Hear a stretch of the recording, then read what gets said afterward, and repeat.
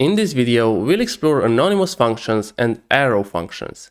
These concepts will help you write cleaner and more concise code. Anonymous functions are simply functions without a name. You might be wondering, why would we ever need a function without a name? Well, anonymous functions are often used as arguments for other functions, or they can be assigned to variables. So let's create an anonymous function that will add two numbers together. So const add equal to function.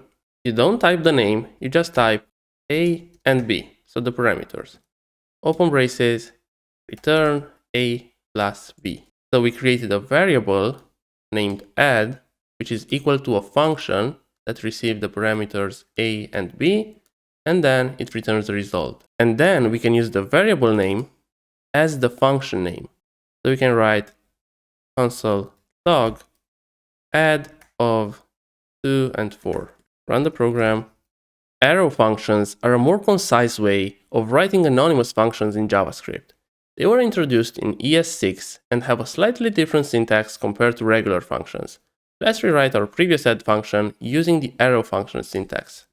So const add equal to, you don't type function, you just type a and b, then you type an arrow, so equals and the greater sign, open braces, return a plus b. So in this example, we omitted the function keyword and used an arrow.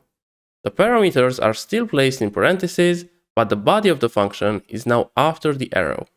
Arrow functions have a few more tricks up their sleeves. If the function body consists of a single expression, like in our case a plus b, you can omit the curly braces and the return keyword. So we can just have const add a and b, arrow symbol, a plus b, which is exactly the same as if we used the braces and the return keyword.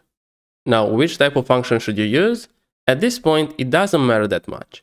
I recommend you use arrow or regular functions. We will discuss some differences between them in a later video.